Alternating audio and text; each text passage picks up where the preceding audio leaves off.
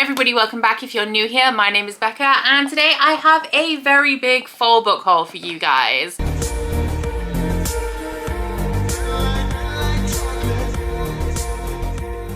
So we do have Brie, who is just off camera crunching on a bone, so if you can hear a little bit of like a crunchy crunch in the background, that is what is going on over there. She also keeps dropping it as well, but I'm really hoping that she's gonna fall asleep soon. But I am calling this my fall book haul, even though technically it's just everything I've acquired over the last 5 months, I think. So we have pretty much everything I hold in June, all of July, August and September, and everything from October to date as well. There are going to be, I think, 47 books in total in this video because I have 45 in front of me, plus 2 to unbox, one from Waterstones that arrived this morning and a special edition from Fairyloot that I was saving for my unboxing, but I thought I may as well do it here so that I can haul it at the same time and all of that is done. I don't think 45 is too bad for 5 months. That's less than 10 a month, which is like my average kind of reading pace when I'm not in a slump, which I currently am, but that's not what we're here to talk about. So as usual, this video is going to be split into sections based on where I've acquired all of these books from. Today we have 5 different sections, I think. We have books that were sent to me by the publisher, books that were gifted to me, books that I bought secondhand, books that I bought new, and subscription box books. And then obviously there's different sections within the subscription boxes based on like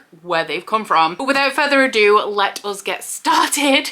Starting off with the ones that were sent to me by the publisher. The first one that I received was actually one of my most anticipated releases for 2022, and that is All of Our Demise by Amanda Foody and Christine Lynn Herman. This is the second book in a duology. I read the first one last year because it was one of the Goldsboro Science Fiction and Fantasy Fellowship books, and this is like a YA new adult fantasy that is set in this town where every so often, I think it's like every generation, they put a selection of the town's children into this like tournament grounds where they have to fight to the death. Now the reason they're doing this is because there are actually quite a lot of magic used in families in this town, and the purpose of this tournament is to decide which family is going to control the magic for the next however many years. It is very much reminiscent to me of An Unkindness of Magicians by Kat Howard, which is a book that I really loved, but I was pleasantly surprised by how much I enjoyed the first book in this duology, so I was thrilled when Galanx offered to send me a finished copy. Thank you very much to Galanx for that. This book is now out, I believe. I think it came out in September. Yeah, the release date was the 1st of September, and I'm definitely planning on reading this before the end of the year. I think I'm going to try and get it onto my November TBR. The second book that was sent to me by the publisher was actually Cursed by Marissa Meyer. This one is the sequel to Gilded, which I believe once again is a YA duology, a little bit of like a darker YA fantasy, and this one is a Rumpelstiltskin retelling. So I love Marissa Meyer for the Lunar Chronicles. I don't know if I'd love it so much if I read it now, but back in the day I was obsessed with that series, so I've been excited for Marissa Meyer to kind of return to fairy tale retellings. I still do need to read the first book in this duology as well, but because the Marissa Meyer and also YA, I feel like they'll be relatively fast paced, so maybe I'll do a vlog where I read both. And the release date on this one is the 8th of November, so hopefully I'll get this one in before the end of the year as well. Honestly, considering I am in a little bit of a slump, I do have not grand plans, but I'm in a real big fantasy reading mood at the minute, which obviously fantasy, bigger books, denser books, so I'm not sure how much I'm actually going to accomplish before the end of the year, but there's a lot that I want to accomplish before the end of the year. Okay, so next I think we will move on to the books that were gifted to me. So we have, how many of these are just from Ash? 4, I think, from Ash. And I gotta say, I've been really bad over the last few months at actually keeping track of all of the books that I've hauled. So I'm not even sure if the 47 books that we're going to talk about today are all of them, because I've had a real bad habit of just receiving books and then putting them away and forgetting like when exactly I've gotten them. But I think that this is everything. But the first 4 were all gifted to me by the wonderful Ash. Ash, I love you. Thank you so much. The first 2 are Magnolia Parks and Daisy Hates by Jessa Hastings. I have already read Magnolia Parks and I've yet to read Daisy Hates, but I am very excited too. So this series came onto my radar because I saw it described as like an unconventional romance. So a romance that doesn't necessarily end in a happily ever after, which technically would make it not a romance. But as soon as I heard that, I knew that it was going to be full of angst, and that is exactly what I wanted. Now the themes in here are heavily romantic, doesn't doesn't necessarily end in a happily ever after, like I said, and the characters in this series are toxic as fuck. So whether you want to kind of categorize it as a romance, I guess, is up to you. But in Magnolia Parks, we are following Magnolia Parks and BJ Ballantyne, who have been best friends since they were children. They started dating in their like early to mid-teens up until their late teens when BJ actually cheated on Magnolia. It's now a few years later, I think it's 3 years after he cheated on her. They broke up, but they're still best friends. They still have the same friendship group, and Magnolia and BJ are very much still in love with each other. However, BJ's never told Magnolia why he cheated on her or who he cheated on her with, and because of this, Magnolia is unable to forgive him, and because Magnolia is unable to forgive him, she essentially dates a huge string of guys, but she never sleeps with anybody. And on the flip side of that, because Magnolia is dating people to get back at BJ, BJ is essentially sleeping with any woman that will have him, which in turn annoys Magnolia. However, at the end of the day, they both sleep in the same bed. It's like Gossip Girl set in London. It's like Chuck and Blair at the absolute worst. And while I obviously don't glorify this as like a relationship, I have to say it is a very entertaining read, and it has a whole ton of like really beautiful metaphors. Like the way that this is written is so melodramatic that it really adds to this like sense of teenage infatuation that I feel like this book embodies. That was more a review than a haul, but I have read this and spoken about it in my wrap-up if you want to check that out. And then Daisy Hates is the sequel to Magnolia Parks that actually follows a different character called Daisy. I think book 1 and 3 follow Magnolia, and then book 2 and I think book 4 follow Daisy and Christian. Christian is another member of the friendship group that Magnolia and BJ are part of, and Daisy is his friend with benefits. I think that both Christian and Daisy are part of like crime families, because it's very much alluded to in Magnolia Parks that they are, but Christian's friends don't really ask questions about what he actually does. But I'm looking forward to getting a little bit more of that in here. Another gift from Ash was Book Lovers by Emily Henry. I believe she sent this to me after I read People We Meet on Vacation, and said that while I didn't love that, I would still like to read a little bit more from Emily Henry, because I know there's a lot of mixed opinions about her books. It seems to be that people don't love all of them. They have like a firm favorite, and there's some that they don't like. So I wanted to give the other two a try. So Book Lovers is about a literary agent and an editor, and I'm pretty sure that they don't actually like each other because they have met at some point in the past and got off on the wrong foot. But the main character ends up going on holiday for a month where she sees this guy again that she doesn't like. I believe it's kind of like a hate to love story, but I think that the hate in here is like a little bit overplayed. I am excited to check it out anyway. The synopsis sounds a little bit like The Hating Game. However, I don't really expect it to be like that. It's just I've noticed there are a lot of romances that have a synopsis that's pretty much identical to The Hating Game. One that Ash sent me because I think she was reading it at the time and it had come highly recommended from like Mel from Mel Lenore Reads, which is the reason why Ash picked it up, is Ashes of the Sun by Django Wexler. This one is the first book in the Burning Blade and Silver Eye series, and I read the synopsis of this when I got it because I had no idea what it was about up until that point, but it had me super intrigued because this, like with most fantasy, it does feature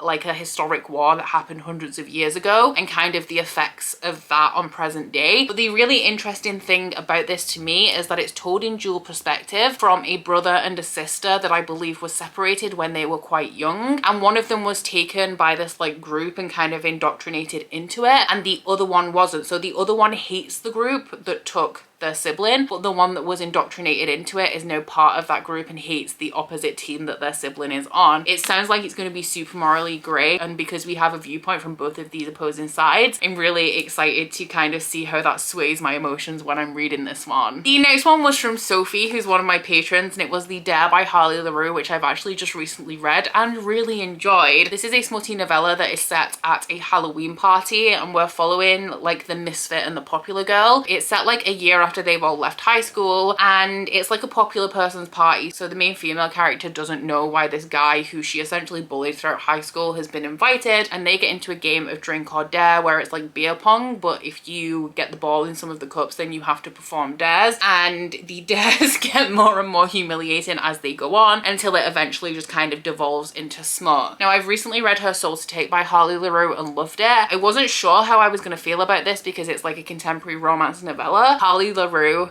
is now up there for me with Katie Roberts for the best writer of like smut. Usually I like my porn with a plot. This is pretty much just smut, but I had a really good time with it. But if you are thinking about picking this up, then please do go onto the Goodreads page and have a look at the full list of kinks, because it is a little bit of a kinkier one and it does go into like BDSM. And then the final two for this section were gifted to me by the lovely Vish from Books with V, so thank you very much, Vish. The first one, once again, I have recently read, which is Lotus by Jennifer Hartman. This one is a little bit of a darker romance, I want to say. The romance in itself within here is very wholesome, but the topics talked about in here are quite dark. But it is following this boy who went missing. He was kidnapped when he was 8 years old, and the book takes place 22 years later where he's just been found. So he was kidnapped and told that there was an atomic bomb and that the world wasn't safe, and he's lived for 22 years in this bunker thinking that his captor was his savior. So this is about him kind of like coming home,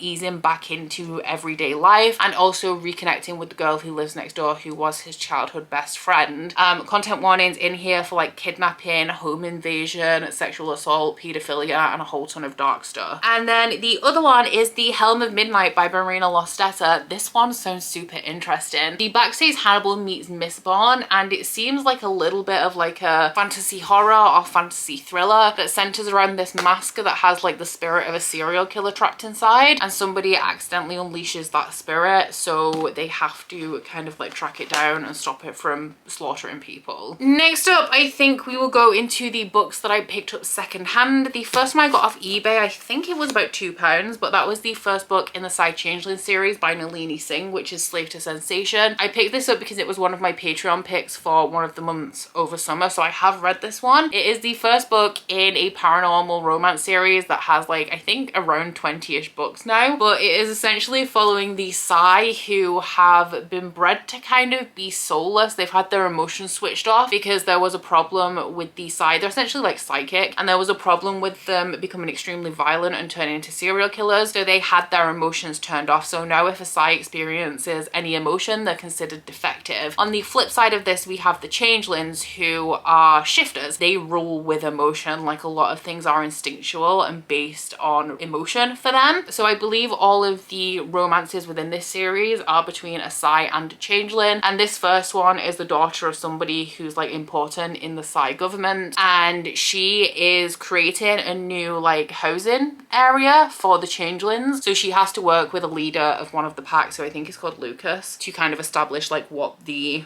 Changelings need in a home, and then it becomes a romance like between the two of them. I also picked up from the bookshop that is near me, I picked up Best Served Cold by Joe Abercrombie. This one is one of the books in the First Law universe, which is going to be what Catch Up Book Club is going to be getting into in 2023. I do receive a lot of questions about that. We are doing the First Law series. I haven't announced it yet because we're only started in January. The announcement I think will be coming in December. We are essentially going to be tackling all 9 or 10 books in the First Law universe. So when I saw this for, was it £2? Yeah, I had to pick it up because I know I'm going to be reading it eventually, so the cheaper I can get it, the better. I don't know too much about the First Law universe at all. I just know that this is book 4 in the reading order, and it is the first of the standalones. So because it comes after the first trilogy, I actually don't really want to look into what it's about too much because I don't want to be spoiled, but I believe it's grimdark. Joe Abercrombie is known for grimdark. The first book, one of the main characters is a torturer, like the first book in the first trilogy. That's all I can tell you at this point. And then the other book that I picked up from the same bookshop was £3, and that is Extravaganza City of Masks by Mary Hoffman. So I had a brainwave at some point. I went into a charity shop a couple of years ago and I saw the cover of one of the books in this series, and it just unlocked a memory for me because I'd known that there was this series that I read when I was a kid that I was so invested in that I was like staying up into the middle of the night to read this series. I got it from the library, couldn't remember what it was, and then I saw one of the books in this series in a charity shop and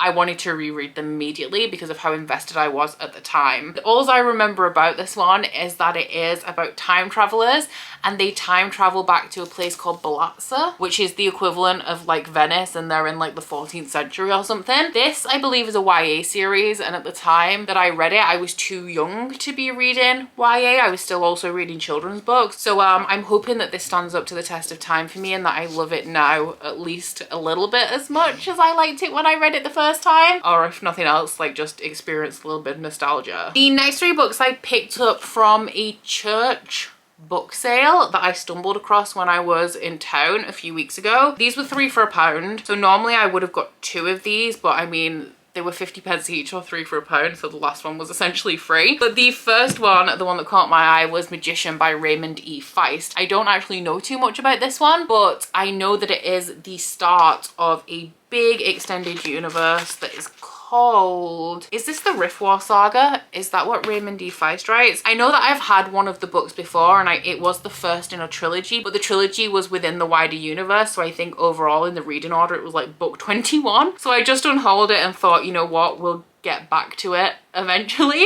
Yeah, so the smaller series is called the Rift War Saga, and then the larger series, that according to Goodreads, without looking into it too much, there's 31 primary works, and that is the Rift War cycle. So I don't know what this is about. When you go into adult high epic fantasy, it's sometimes hard to wrap your head around it without any kind of context. So I kind of go off reputation alone and then like figure it out as I go along. But I've heard great things about this, and I've actually had it recommended to me quite a lot, and quite a few people have said that it's like the best series that they've ever read. So I'm real hyped to get into this at some point. I want to finish the Cosmere first though, before I start any other universes, and somebody please hold me to that, or catch up to the Cosmere at least, because obviously it's not finished yet. And then the other 2 that I picked up were Kashiel's Dart and Kashiel's Avatar by Jacqueline Carey. I've heard amazing things about these, but also some negative things about these, because this is following a woman who I believe is kind of like a sex slave, and she experiences pain at the same time as pleasure. So she can't experience pleasure or pain without experiencing the other one at the same time. And I think that there is like a kind of romance in here that's like a master-slave relationship. So these are, I think, quite controversial, but I've also heard that they're amazing political fantasies. I didn't realize, because when you look at this, you're like, oh yeah, like a 700-page book, standard adult fantasy. This first book is actually over 1,000 pages. So when I read this, it'll be like the second longest thing outside of Sanderson that I've ever read. And the Sanderson books that I have read, I read them in the editions that are split into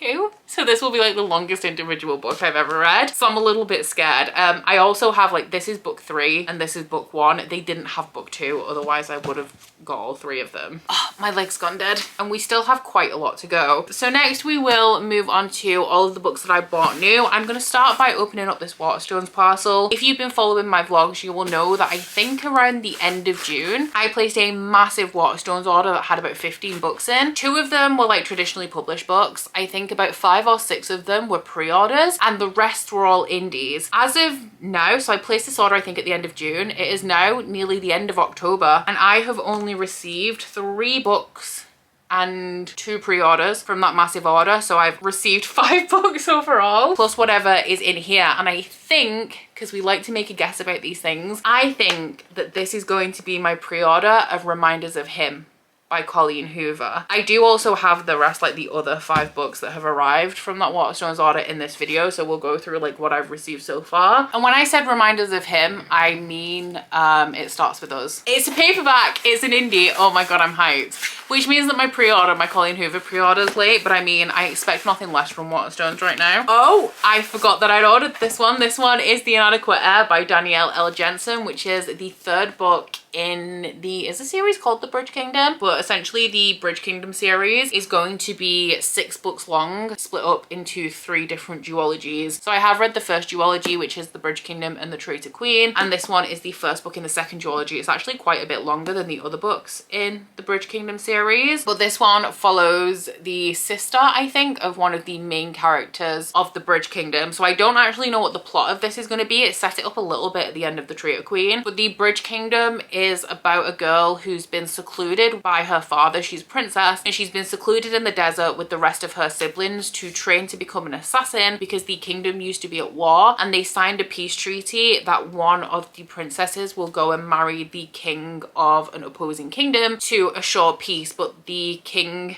like the main character's father, has decided to train his daughters as assassins, so that whichever one is the best assassin will marry the king and then assassinate him. So our main character goes to this other country to marry this king, and finds out that he's not the barbarian that her father made him out to be. So it's like an enemies to lovers kind of story. Really enjoyed it. Decent political plot line with a romantic plot line in there as well. And I'm really excited to read Zara's duology. So maybe I'll pick this up soon. I'm so excited because I'm revisiting some of these books that I I've hauled and talking about them again. I'm now more excited to just generally pick everything up, which isn't helpful. So going through, I guess, the rest of those Waterstones books from that order. I think everything here is from Waterstones, but the first two that arrived were the traditionally published ones. Didn't have a problem with getting hold of these. The first one is Twisted Love by Anna Huang. I believe that this is an indie that's been recently traditionally published in the UK. I'd been seeing it around a lot, and so I asked Madison Mary from Princess of Paperback whether I should pick it up, and she said yes. I believe that the covers of these are quite misleading, because if you look at the US covers, they're a lot darker, and I feel like these are more of like an angsty new adult romance, where the cover of the UK editions are giving me like super sweet contemporary romance vibes, if that makes sense. I also picked up Sex Life 44 Chapters About 4 Men by B.B. Easton. I actually met B.B. Easton earlier this year at Rare in Edinburgh, and I wanted to buy this there to have it signed. However, by the time it came to her signing day, because she signed on the second day, they didn't have any copies in stock, so I got one of these standalones instead, and then picked this up from Waterstones. So this is the book that the TV show Sex Life is based on, which is about a woman who's happily married, but her sex life has kind of gone out the window over the years as she's like become a mother and they've been married for a while. So while she really loves the security and the love that her husband gives her, she's missing out on the like kind of passion that she had from her toxic ex-boyfriends when she was younger, and one of those kind of reappears in her life again, so she has to make a decision whether she wants the passion and the fire or whether she wants the safety and the security that her husband provides instead. The only other indie that's arrived is Shadowlands by Stacey Marie Brown. I am desperate to continue this series, and all of the books in this series are in that Waterstones order. They only sent me the final one, so I've ordered books 3, 4, 5 and 6. So far only received the final one, but this is a dystopian fantasy romance that I've been enjoying that is set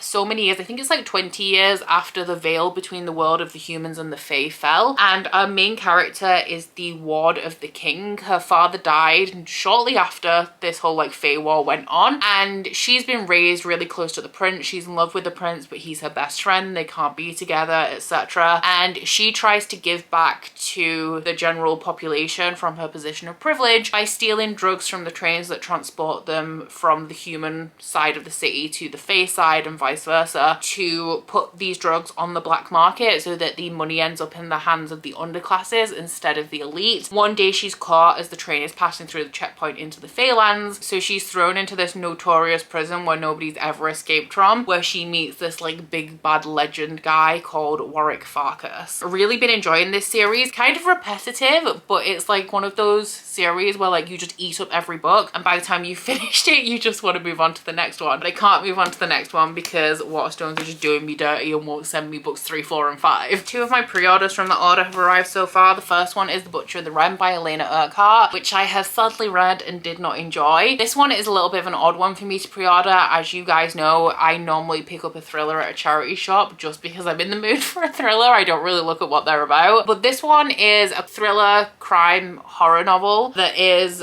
by one of the co-hosts of the Morbid podcast. So I like my spooks, like my true crime, etc. in the form of podcasts. And my favorite podcast is Morbid. I'm a big Morbid fangirl. So when I found out that Elena was writing a book, I had to have it. Once again, I'm going to try avoid going into a review, but this is about a forensic pathologist who is trying to find a serial killer before he can kill more people. Essentially very like simple kind of crime plotline. It's told from the perspective of the pathologist and also the serial killer, so it has the horror elements when you're watching the serial killer kill people, and like the forensic pathologist is like a key part of the investigation. I didn't love it, which I'm sad about, but it is a signed first edition, and like I said, I'm a big Morbid fangirl, so I will be keeping hold of this one. My other pre-order that arrived was The Golden Enclaves by Naomi Novik. This is the final book in the Scholarmance series, which if y'all have been following me for a couple of years, you will know that I both love and despise this series. So this one is a magic school story. It's set in the UK. Essentially, the world is riddled with these monsters called Maleficara, and Maleficara's favorite thing to eat is magical children. So when children come of a certain age, they get put into a school that they can't get out of because the graduation hall had wards that protected it that had broken. So the only way in and out of the school is through that graduation hall, and it's always full of monsters. So when you're in there for like a good 5 years, and you have to essentially just survive your time at school and either make an alliance or join an enclave to be able to graduate, like fight your way out of the graduation hall to leave this school at the end of your time there. So we're following our main character called Elle, who is essentially horrible to everybody because everybody is horrible to her, and she is trying her best to make friends, to make an alliance to ensure her survival at the end of graduation. So I love the setting of this. I really like the characters and the dynamic. I love Elle and I identify with Elle so much, but I hate the writing style. It is a very like kind of stream of consciousness writing style that goes off on tangents a lot. I'm not a big fan, but I find that when you get to the last 100 pages of the book, it kind of drops all that exposition and actually just like follows the plot, which I do enjoy a little bit more. So all of the books in this series have been a solid 3 stars to me. I don't expect this one to be any different, and I'm really excited to dive into this one because the last one ended on a massive cliffhanger. I have one more pre-order from Waterstones, but this one was pre-ordered a long time ago, and that is Amari and the Great Game by B.B. Alston. This is the sequel to Amari and the Night Brothers. It's a children's book that I really enjoyed, and this one is a fantasy following a girl whose brother has gone missing. She's a young black girl, so her brother going missing is something that like hasn't really been looked into, and she is determined to get to the bottom of what happened to her brother. One day she's contacted by this agency that say that they're her brother's employers, and all she actually knew about her brother's job is that it was top secret and very dangerous. So she goes along with it and finds out that he was actually part of this magical society, and he made sure before he went missing that his sister would gain entrance into this society when she was old enough. So she ends up following in her brother's footsteps on this like super spy career path to kind of retrace his steps and find out what happened to him. And then the final book I have from Waterstones is going to be a great segue into some of our subscription box books, because that is Lore Olympus Volume 2. This one is the Waterstones edition, which has an alternate cover. I picked this up when I was at Yalk. It's the only thing I bought. I wanted like a souvenir book for the trip, and even though I'd already pre-ordered a different edition of this, I couldn't resist because I love the cover so much, and I gave the first volume of this 5 stars. So this is the bind up of a webcomic. It's a very popular webcomic, and it is a Hades and Persephone like romance retelling that has a ton of other Greek gods and goddesses in there as well. It's a more modern series, so it brings everyone kind of like up to date and doesn't shy away from the horrible things in Greek myth, like the sexual assault, the domestic abuse, etc., but also makes a lot of the characters super relatable while still retaining their like classic kind of personalities that we know them for. So moving on to the Illumicrate books, I ordered the special edition of Lore Olympus Volume 2, which has silver foiling and a sprayed edge. I was going to unhaul this because I got this, but I really liked the foiling on this, so I've ended up keeping them both, and I don't know what to do now. I don't know whether to carry on collecting the Waterstones editions or the Illumicrate editions, because the first one I have is just a standard edition, so it doesn't really matter either way. The Afterlight book, I think for, was it September was the Afterlight month, was Love on the Brain by Ali Hazelwood, who of course is very well known for The Love Hypothesis, which I own and still have not read. This is once again like a science-based romance following a girl who ends up, is it neuroengineering? Yeah, she's offered a job on a neuroengineering project by NASA. However, she has to work with somebody who she hated in grad school, so it's another kind of like hate to love science romance. The rest of the books I'm going to talk about in this video I don't know as much about, so we'll probably move through them a little bit quicker, but essentially because they came in subscription boxes and they were books that I like intentionally went out and purchased for myself, I don't know as much about them, so I can't talk about them as much. But the next 4 are all of the Illumicrate monthly books in no particular order, starting off with The Drowned Woods by Emily Lloyd Jones. This one is, I think it's a YA fantasy, although don't hold me to that, it could be like a crossover kind of one, set in like a historical Wales following a water diviner who is trying to avoid the prince that like made her kill all of these people, and she ends up encountering one of the king's old spy masters who invites her to help him take down the prince that they both hate. Haven't heard great things about Emily Lloyd Jones in terms of the Welsh stuff that she puts in her books from like actual Welsh reviewers, and from her other book, which I think is The Bone Houses, and this one it seems that she does want to continue writing Welsh books. So I'm a little bit wary, but I will give it a try. We also have The Book Eaters by Sonia Dean, which I believe is a standalone horror about a family, or lots of families of book eaters, and the numbers have kind of dwindled, and one of them ends up having a child who is a dreaded mind eater. So I think one of the characters goes into hiding to kind of like protect her child. One that has had a lot of very negative reviews is We All Fall Down by Rose Sabo. This one I will give a try and keep like an open mind, because obviously like I haven't read it, so I can't specifically say what's wrong with it, but I have heard very bad things about it. This one follows 4 queer main characters in a city full of magic. The negative things that I've heard about this center on racism, which I think the representation in the book was intentional on behalf of the author, because they wanted to represent how queer people aren't always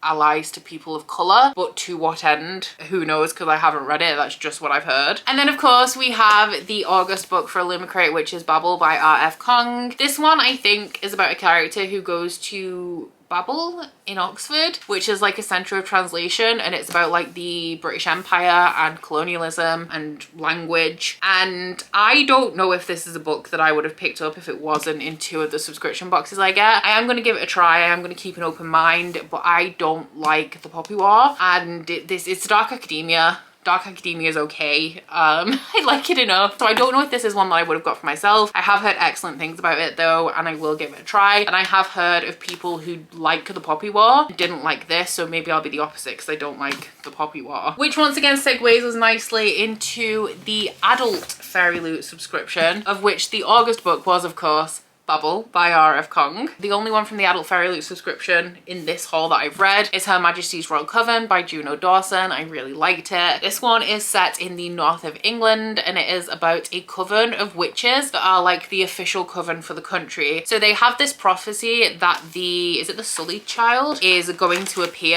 and when the Sullied Child appears, it means that there's this big scary demon that is about to, yeah, it's the Sullied Child. It means that there's some big scary demon that's going to appear and like kind of herald in the end of the world. So one of the characters, who's like the high priestess for Her Majesty's Royal Coven, ends up contacting one of her friends because she thinks that she's found the Sullied Child. So her friend takes in this child who is very hostile and won't communicate, and kind of tries to get them to come round and rehabilitate them so that they don't become the Sullied Child and this like force of darkness that they're apparently prophesied to be. We also have like a war in the past that was between the warlocks and the witches that plays a part in this. And we also have like the main characters are this group of friends that were really close when they were children that have grown up and kind of gone onto different paths. Like one of them's the high priestess, one of them's like a vet in a small village in Yorkshire, and it's about like the kind of the ties that bind them and how they've grown apart and how they deal with the fact that they've grown apart while having been childhood friends and being close in childhood and then going through like this traumatic war together. And it also has a lot about like queerness and racism stuff in here as well. I really enjoyed this one. We then have one that I'm really excited to read, which is The Undertaking of Heart and Mercy by Megan Bannon. This one I think is a historical fantasy romance following a marshal that's tasked with patrolling the magical wilds of Tanria and a undertaker called Mercy. Heart and Mercy don't like each other, but one of them ends up writing an anonymous letter to the other without, I don't think they know that they're sending it to the other one, and then they receive an anonymous letter back. So it's kind of like a hate to love story with, I'm assuming, some sort of fantastical plotline in here as well. And then the final one for the adult Fairyloot is Spells for Forgetting by Adrienne Young. I'm unsure about this because Adrienne Young is a YA author, and I'm not sure how I'm feeling about crossover authors these days. I'm not sure if that's the adult fantasy that I enjoy, because they tend to be just like written very similarly to YA fantasy, but with like more sex, swearing and gore, as opposed to like the complexity and depth of adult fantasy, which is what I typically enjoy. But the plot of this does sound interesting. I will give it that. So this is about a girl who's, I think, like high school boyfriend was accused of murdering her best friend, and she planned to live this like grand adventurous life where she'd like leave the town where she was from. But since all of this stuff happened with her friend and her boyfriend, she's ended up just kind of settling down in her hometown, and she ends up revisiting the town when she's she's a little bit older and kind of having to reconfront all of these issues, and also like kind of clear the air with this boyfriend that was accused of murdering her best friend. Just before we get onto the monthly YA Fairyloot subscription, I do have a special edition from them that I've ordered. This is my second favorite book of the year. I can't believe I haven't opened this. I guess I didn't really need it because I've already read it, but I'm really excited to see it. I'm so glad that I have this. The Hating Game by Sally Thorne. I'm so glad that this exists. I still don't love the cover because it is just a different colorway, but I remember when I read The Hating Game earlier this year, I wished that there was a fancier edition that I could buy, and Fairyloot very kindly delivered. So it has the same cover as like the UK paperback. We have an ombre sprayed edge. It's pink instead of blue. It has some foiling on the front. This is one of my favorite books ever now, which is why I wanted the special edition. But this is an enemies to lovers office romance about Lucy and Josh, who work in the same office. They have the same position. They're both assistants to the CEOs of this publishing company that used to be two separate companies and has merged. So everybody in this company has very opposing opinions on literature. Like, one side of them thinks that literature is just like units to be sold, and the other side like appreciates the art of literature. So Lucy and Josh are constantly at each other's throats, and one day these CEOs announce that there's going to be a new job position that will be above Josh and Lucy. So they're both great contenders for the role, and they both agree that if the other gets the job, then they'll resign because they can't stand to work for each other, and hijinks ensue. Love this book so much. My leg is so dead I cannot cope.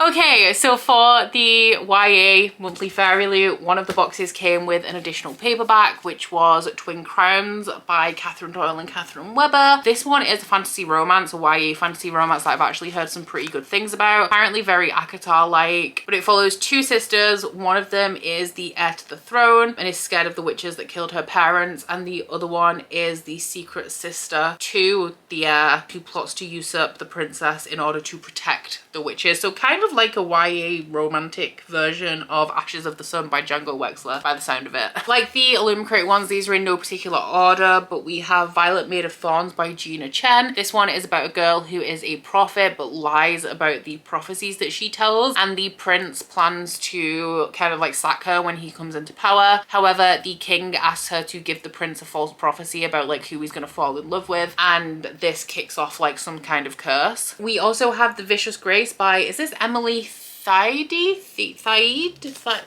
I need to look up how to pronounce that, but this is about a girl who has magic that kind of amplifies a partner's magical ability. However, I think it's killing people. It says it's supposed to magnify a partner's magic, not kill every suitor she touches, and there are swarms of demons about to devour everything on her island home, and she needs to stop it. Also have The Darkening by Sonia Mara, which this cover gives me like Grishaverse vibes. This one is like a very classic like YA fantasy kind of story about a prince who is trying to protect his home from a deadly force that surrounds the city and the place where he lives, and the daughter of failed revolutionaries. So I'm guessing that there's going to be a romance between those two somewhere in here. And then we have Belladonna by Adeline Grace. I've actually read a book by Adeline Grace, which was All the Stars and Teeth, and I didn't enjoy it. But I've actually had quite a few people recommend this to me recently when I did a fantasy romance recommendations video. This one is about a girl who was orphaned, and she has like some very mysterious family members that end up being in trouble, and I think her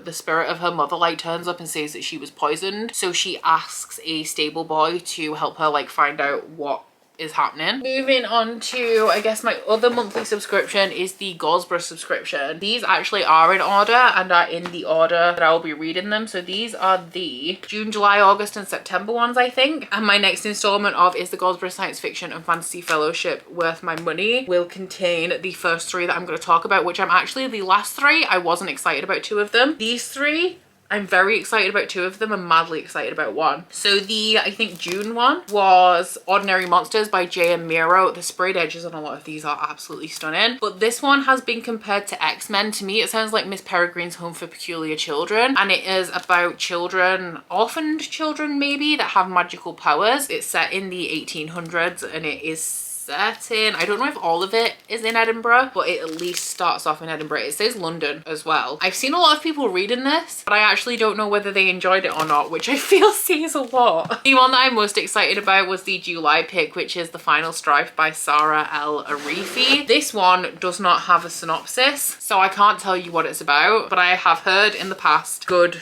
things about this one. I'll stop being lazy, I'll look it up on Goodreads. Okay, so it has its roots in the mythology of Africa and Arabia, and it is about 3 women that band together against a cruel empire that divides people by blood. So we have a girl who grew up with the resistance. We have a girl who has been told repeatedly that she's nothing and a disappointment, and we have a girl who I think is like a servant or a thief. It says she moves through the world unseen by the upper classes, and then as the empire begins a set of trials of combat and skill designed to find its new leaders, we love a set of trials, the stage is set for blood to flow, power to shift, and cities to burn. The August book was Lost in Time by E.G. Riddle. This one is about time travel. It is about a man that accidentally transports himself to like some time where dinosaurs are around. 201 million, is that? It's set in the future and the past, I think. It's set in 201,320,641 BC. So that's dinosaur time. And it's a quantum physicist that is trapped in the time of the dinosaurs. And the United States in 2027, where we're following the daughter of the guy who's got himself trapped in the past. So I think that she is trying to find out the truth of like what happened to him, and I feel like that will result in either her also traveling back to the past or her rescuing him and like bringing him back to the present. Unsure how I've heard good things about this actually, but for me personally it depends on how good the like time travel is done. And then the final one is not going to be in the next installment of the vlog series. It will be the first book in the one after. Not sure how I feel about this one. It's Mindwalker by Kate Dillon, which I think is a YA sci-fi. I think it's a tech sci-fi as well, but yeah, she's got the main character's got 12 months until the supercomputer that's grafted into her brain kills her, and she has spent the last 10 years kind of saving people by hacking into their brains and like leading them to safety, but the company that she works for is turning against her. And the final 4 books we have in this video are my book of the month picks from when I worked with them in September and October. So the first of the September picks was The Fortunes of Jaded Women by Caroline Hune, and this one is, I think it's like a contemporary fiction kind of story, but it has like a little bit of a magical element in it. But this is following Vietnamese women, and their ancestor left her marriage for true love. So a Vietnamese witch cursed her so that her and her descendants would never find love or happiness, and I'm guessing that we are following some of the descendants in this one. Love me a curse, and it seems like we're gonna have a little bit of like romantic plotline in there. We also have Killers of a Certain Age by Deanna Rayborn. This one just says super fun because it's about a group of 60-year-old women who used to be like the most feared assassins of the like generation. Obviously now they're retired, but they're having trouble, I think, letting go of like their past profession. And then for October we have Sign Here by Claudia Lux, which I have heard pretty good things about. This one is, I think it's like a little bit of a satire about somebody who works in hell and they're up for promotion, but to get this promotion they have to convince one more member of this wealthy family to sell their soul. A lot of people were very excited when I showed this in the book of the month video that I did, which has made me even more excited for it than I was. And the other one I picked up was Thistlefoot by Jenna Rose Nethercott, and this one is it has roots in like Jewish mythology. It's about Baba Yaga and like the house with chicken legs, but I think it's set in modern times, and it's about like the descendants of Baba Yaga who inherit the house with chicken legs, and like I said, I think it's in modern day. So there you have it. That is 47 books that I've hauled since June. Oh my god. That's a lot of talking. I've been here for a while. You know, I thought, let's film a book haul today. It won't take too long. I mean, it'll take a while. You got a lot of books, but it won't take too long. I feel like I need to eat my words because my leg has gone dead so many times. But down in the comments, please let me know if you guys have read any of these books, what you thought of them. Of the ones that I haven't read, what should I prioritize? Is there anything in here that was particularly exciting to you? But aside from that, guys, please don't forget to like this video if you liked it and subscribe if you wanna. If you head to my description box, you'll find a link to my Goodreads, Instagram, and Twitter if you'd like to follow me on any of those, as well as a link to my Bookish Candle website, the Instagram for that, and a 10% off discount code. That's it from me today, guys. Bye! Oh, you bite your friend like chocolate. You say you're a go when nobody knows, with guns hidden under our petticoats. We're never gonna quit it, no, we're never gonna quit it, no.